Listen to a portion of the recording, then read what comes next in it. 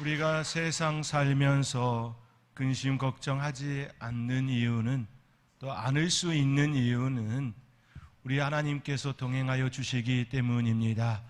우리 하나님께서 여러분의 삶에 찾아가시고 동행하여 주심으로 늘 풍성함을 입는 삶이 되어지기를 주님의 이름으로 축원드립니다.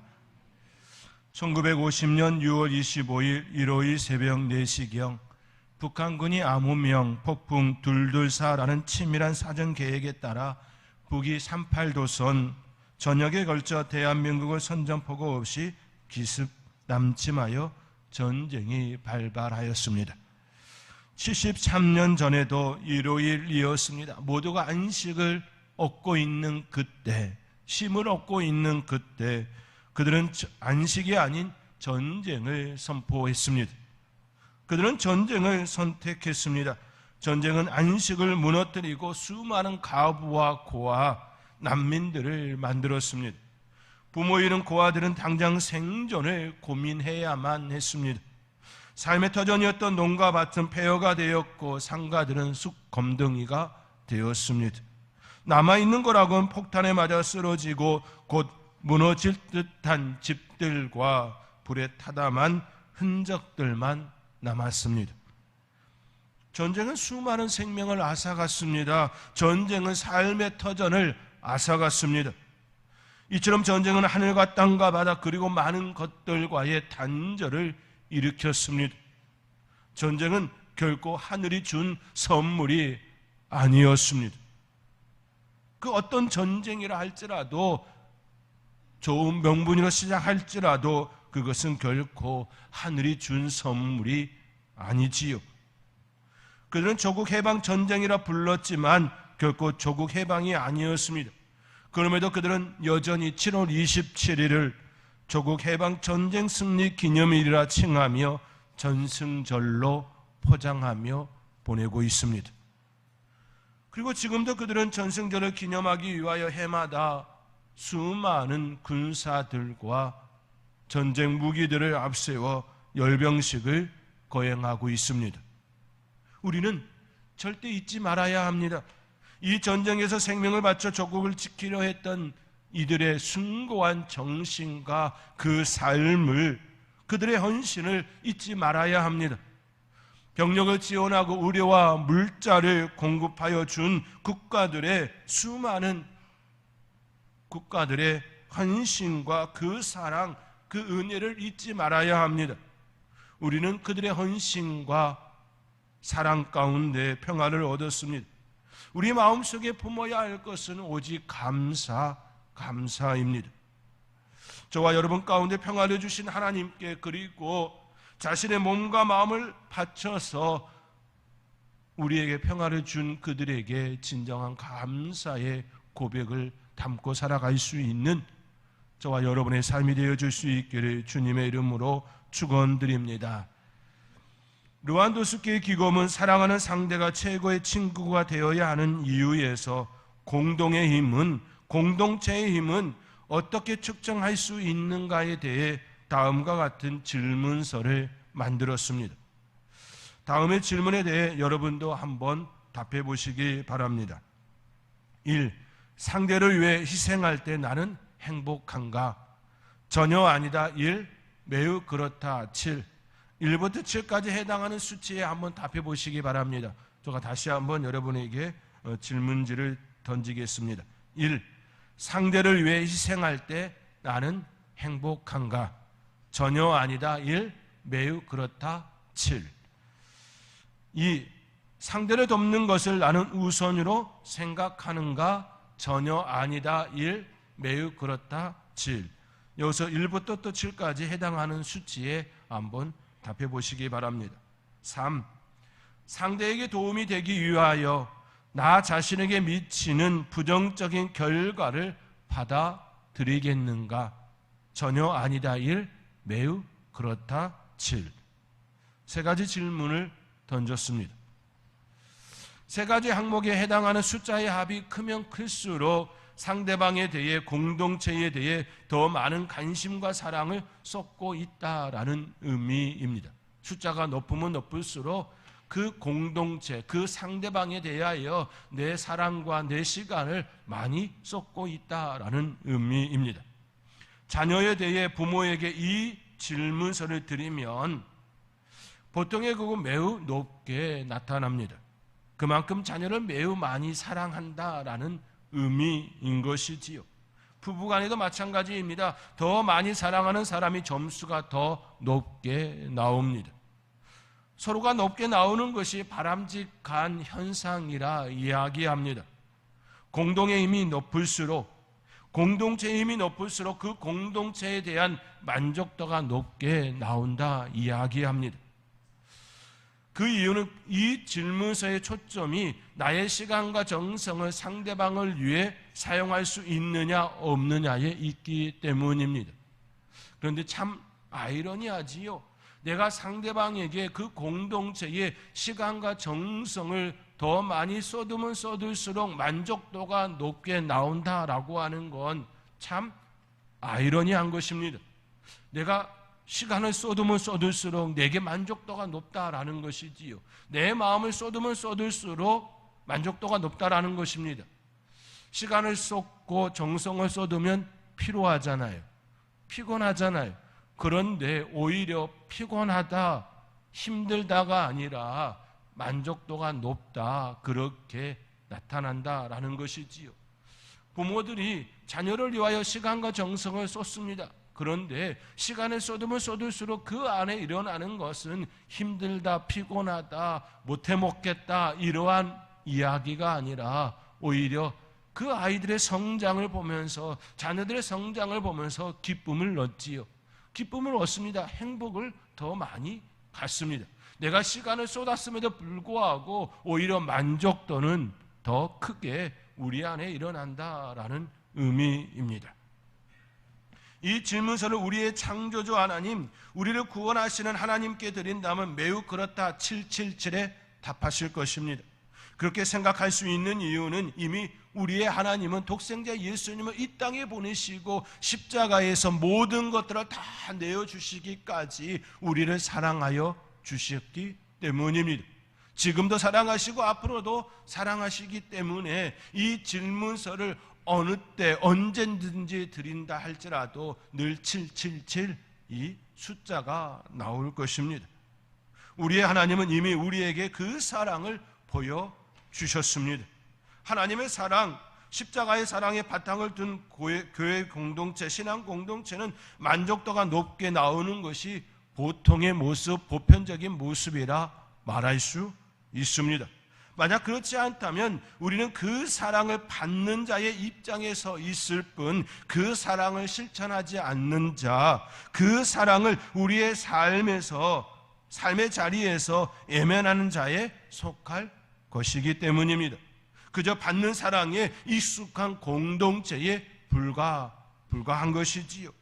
받는 사랑을 다시 다른 이들에게 나누어지는 공동체가 건강한 공동체입니다. 받은 사랑을 계속해서 흘러 보내는 그 공동체가 건강한 공동체이고 아름다운 공동체이지요. 이런 가정에서도 마찬가지입니다. 부모가 자녀에게 사랑을 공급하고 그 사랑을 받은 자녀는 성장하며 세상을 향하여, 그리고 사랑하는 이에게 사랑을 나누며 살아가는 형태가 건강한 가정이라 말할 수 있습니다.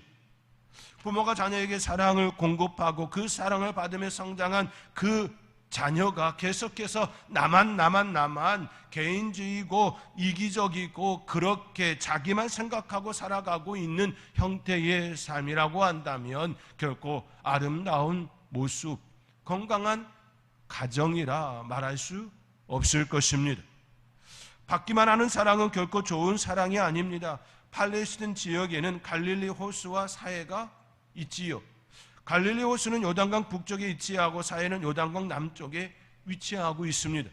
갈릴리 호수는 사해보다 높은 위치에 자리하여 빗물과 상가들에서 흘러내려오는 물을 공급받습니다. 다시금 요단강을 통하여 아래로 흘려보내지요. 그렇게 흘려보낸 물은 요단강을 따라 사해에 이르게 됩니다. 그러나 사해는 더 이상 물을 흘려보내지 않습니다. 계속해서 물을 받는 그 바다이지요. 사해는 한자 그대로 죽은 바다가 되었습니다. 사람이 물에 들어가면 둥둥 뜨는 그러한 물이 되었습니다. 소금물이 되었습니다. 염해라고 하지요. 계속 받기만 하고 더 이상 흘러보내지 않는 그 사해에는 물고기가 살 수 없는 물이 되었습니다.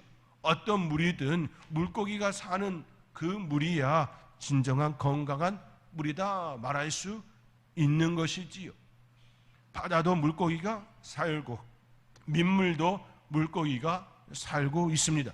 그러나 그 사이에는 물고기가 살지 못하는 그러한 물이 되었습니다. 받기만 하는 그 물은 결코 건강한 물이라 말할 수가 없습니다. 오늘 본문에서도 이와 같은 이야기를 다루고 있습니다. 주의 형제 야고보는 선행으로 행함으로 보이라 말을 건네고 있습니다. 지혜와 지식은 우리 머릿속에 담아두는 것이 아닌 사용하는 것이 되어야 한다라는 말씀입니다. 지혜와 지식은 우리 머릿속에 담아두는 것이 아니라 이것은 사용할 때 진정한 빛이 나는 것이지요. 오늘 본문 13절의 말씀입니다. 오늘 본문 13절의 말씀 우리 함께 읽겠습니다. 너희 중에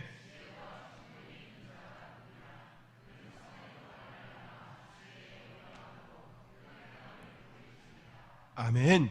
너희 중에 지혜와 총명이 있는 자가 누구냐? 그는 선행으로 말미암아 지혜의 온유함으로 그 행함을 보일지니라. 선행으로 행함을 보일지니라. 선행으로 행함으로 보이라. 이처럼 묻고 있습니다. 말하고 있습니다. 주의 형제 야고보는 너희 중에 지혜와 총명이 있는 자가 누구냐 묻습니다. 그리고 그들을 향하여 선행으로 행함으로 보이라. 이처럼 말씀하고 있습니다. 이 시대에 가진다라고 하는 건 매우 중요한 덕목입니다. 가진다는 것은 매우 중요한 덕목이죠. 실은 이 덕목은 애나 지금이나 앞으로도 계속해서 중요한 덕목이 될 것입니다. 끊임없이 우리 사회는 가져야 한다라는 이야기를 하고 있습니다. 물질을 가져야 한다, 지식을 가져야 한다, 인맥을 가져야 한다, 학벌을 가져야 한다, 배움의 끈을 가져야 한다, 가져야 한다, 좋은 정보를 가져야 한다, 좋은 정보를 가지지 않으면 남들에게 뒤처진다, 이러한 이야기를 끊임없이 건네고 있습니다. 계속해서 배운 사람이든 배우지 않은 사람이든지 간에 가져야 한다, 이구동성으로 말을 건네고 있습니다. 옳습니다. 맞습니다. 가져야 합니다. 그런데 거기서 멈춰서는 아니 됩니다. 가져야 하는 이유까지 말할 수 있어야 합니다. 말해야 합니다. 그리고 그 이유가 바르다면 그것을 실천해야 합니다. 실천하지 않으면 가지는 것으로는 진정한 만족, 진정한 삶의 풍성함, 행복을 누릴 수 없기 때문입니다. 가져야 합니다. 그것이 맞습니다. 그러나 가져야 하는 그 이유까지 나아갈 수 있어야 합니다. 우리의 자녀들에게 가져야 한다라는 이야기를 해야 합니다. 그러나 그 가져야 하는 그 이유에 대하여 분명하게 가르치고 또 그러한 삶을 살 수 있도록 안내해야 합니다. 이것이 바른 교육이지요. 바른 교육입니다. 그러나 우리는 끊임없이 너만 잘 되면 돼, 가져야 돼, 여기까지만 이해하게 하고 말았습니다. 가지는 것으로 진정한 만족과 삶의 풍성함을 누릴 수 있다면 부자들의 타락이나 퇴폐 그리고 마약으로 자신들의 삶을 망가뜨리고 있다라고 하는 그런 소식들이 우리에게 들리지 않을 것입니다. 그런데 결코 그렇지 않지요. 가진 자들이 오히려 그러한 모습을 보일 때가 참 많습니다. 현재 가지고 있지 않은 것을 갖고자 하는 것은 삶의 목표가 될 수 있습니다. 그러나 그것이 삶의 목적이 되어서는 아니 됩니다. 목표는 다른 곳으로 나가기 위한 하나의 징검다리와 같습니다. 그러나 그것이 목적이 되어서는 아니 되는 것이지요. 가지는 것은 매우 중요합니다. 왜냐하면 그것을 통하여 우리에게 주어진 사명을 감당할 수 있기 때문입니다. 지난주에 우리는 선도교회 창립 52주년을 맞이하여 말레이시아 작은 도서관 설립을 위한 선교 헌금을 하였습니다. 이를 통해 디아스포라 한인들과 현지인 그리고 외국인 노동자들을 위한 나눔 더 접촉점이 이루어지기를 간절히 바라며 우리는 그렇게 하나님께 드림이 되었고 그것을 통하여 그 땅에 작은 도서관이 설립되어질 것입니다. 그 일을 진행하기 위해서는 필요한 경비가 있습니다.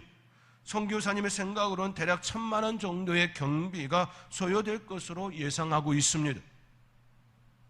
먼저 우리에게 가진 것이 없다면 선교비를 드릴 수 없을 것입니다. 없는데 어떻게 드릴 수 있겠습니까? 그렇게 가져야 한다라고 말하는 것은 매우 중요합니다. 매우 중요한 덕목입니다. 가지고 있을 때 드릴 수 있기 때문이지요. 가진다는 것은 바로 이러한 의미를 갖습니다. 진정으로 필요로 하는 데에 쓰임 받을 수 있는 통로가 될 수 있기 때문입니다. 그러므로 가진다는 것에 죄책감이나 마음의 불편함을 가져서는 아니 됩니다. 가져야 합니다. 그런데 그 가져야 하는 그 이유가 바르게 세워져 있어야 합니다. 가지고 있지만 드리지 못하는 우리의 마음에 대하여 오히려 살펴야 하는 것입니다. 사랑하는 성도 여러분, 우리는 가져야 합니다. 그러나 그 가져야 하는 이유가 먼저 반드시 우리 안에 형성되어야 합니다. 우리의 자녀들에게 왜 가져야 하는지 그 가져야 하는 그 이유에 대하여 반드시 먼저 형성시킬 수 있어야 합니다. 그리고 그것을 가질 수 있도록 안내해 주어야 합니다. 그것도 바람직하게 형성될 수 있도록 가르쳐 주어야 합니다. 그러한 모습이 저와 여러분 가운데 풍성하게 일어나고 그런 삶을 살아갈 수 있기를 주님의 이름으로 축원드립니다. 주의 형제 야고보는 우리에게 위로부터 내려온 것과 땅 위의 것을 구별하고 또 우리에게 이야기를 건네고 있습니다. 우리가 진정으로 취해야 할 것, 그것은 위로부터 내려온 것이라 이야기합니다. 그렇다면 위로부터 내려온 것, 그것은 무엇일까요? 오늘 본문 17절과 18절 말씀은 우리에게 이것을 가르쳐주고 있습니다. 우리 함께 오늘 본문 17절 18절의 말씀 함께 읽겠습니다. 오직 위로부터 난 지혜는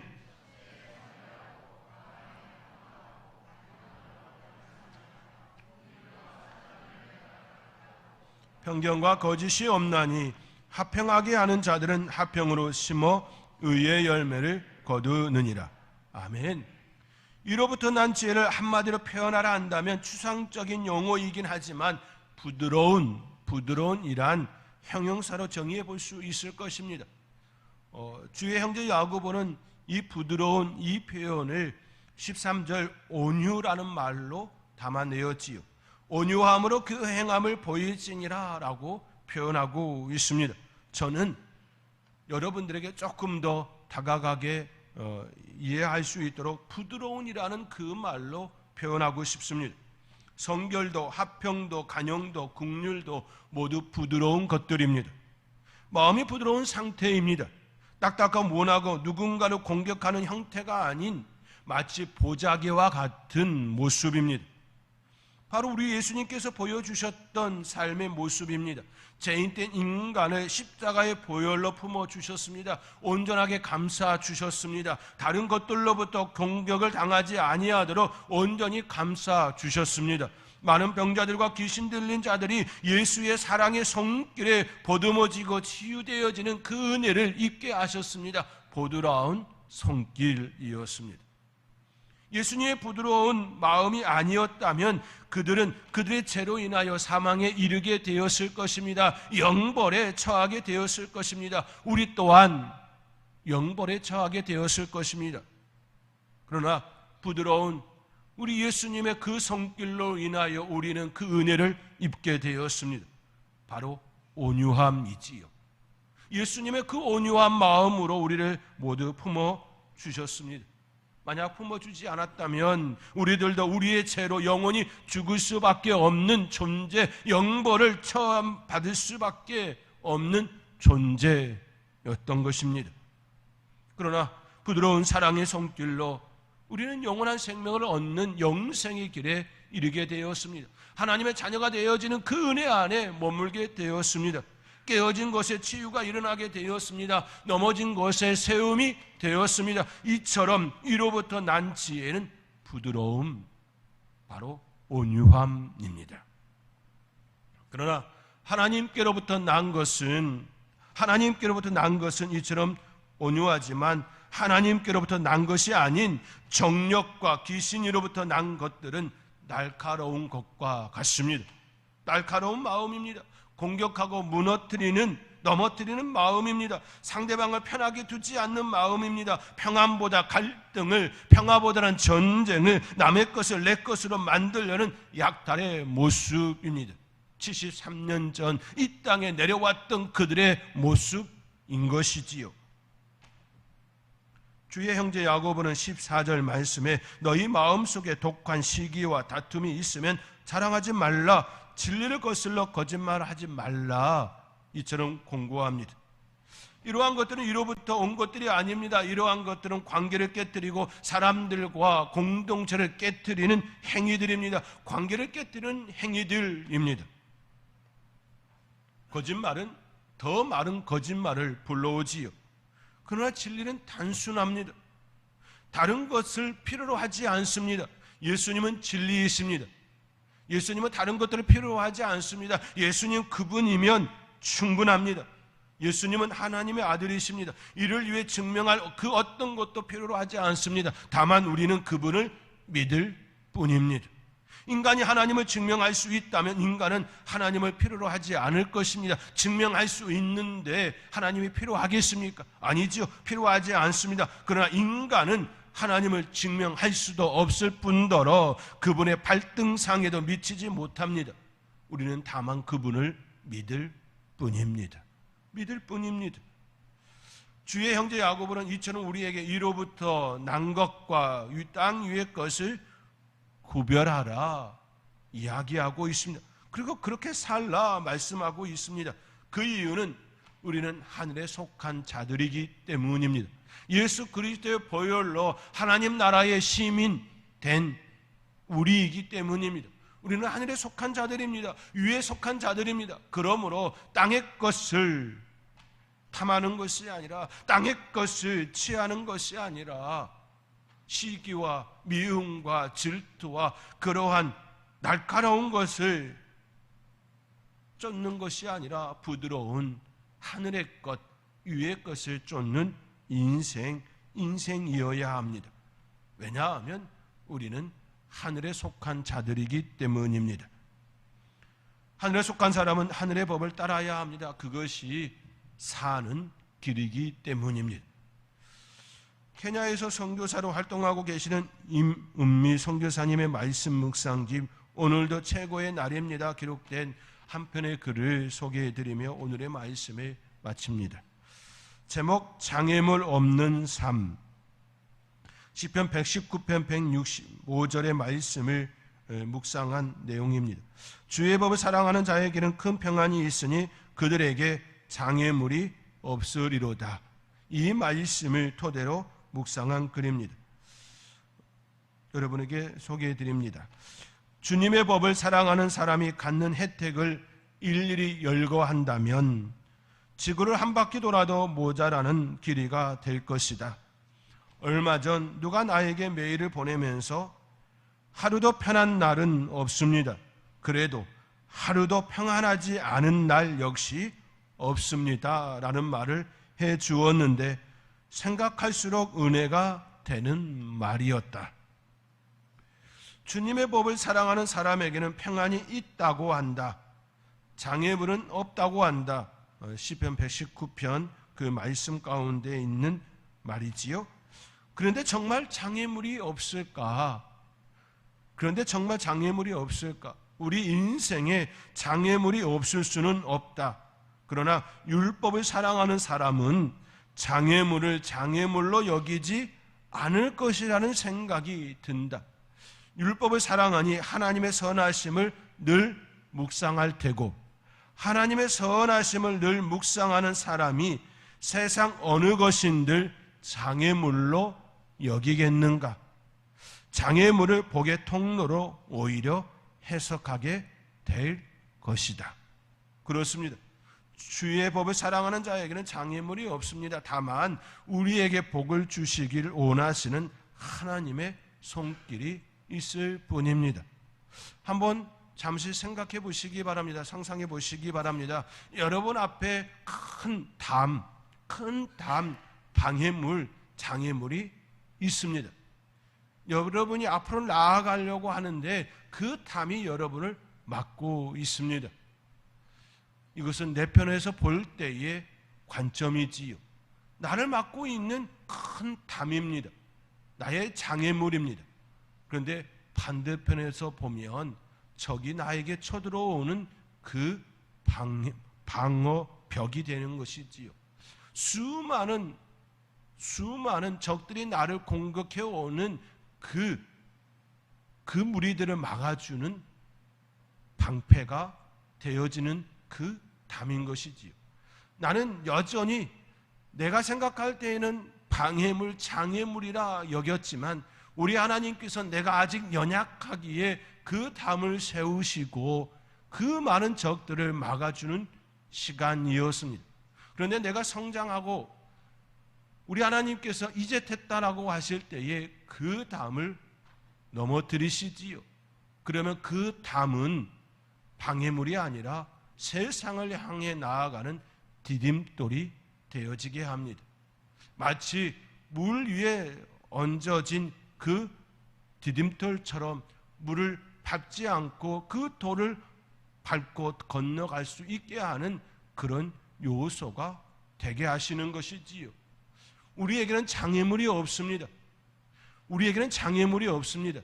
우리 하나님께서 우리 하나님의 시간에 우리에게 가장 적절하게 그 장애물이라 여겼던 그것까지도 무너뜨리시고 우리의 디딤돌이 되게 하시는 것입니다. 그렇게 이민미 선교사님이 고백하는 것처럼 주의 법을 사랑하는 자에게는 장애물이 없습니다. 장애물을 복의 통로로 오히려 해석할 수 있는 힘을 우리에게 주시기 때문입니다. 사랑하는 성도 여러분, 이민미 선교사님이 고백하는 것처럼 이로부터 난 지혜로 살 수 있기를 바랍니다. 그것이 바로 우리가 사는 길입니다. 그 길은 화평이고 긍휼이고 성결입니다. 그 삶을 통하여 하나님의 사랑을 입는 축복의 통로가 될 수 있기를 주님의 이름으로 축원드립니다. 기도하겠습니다.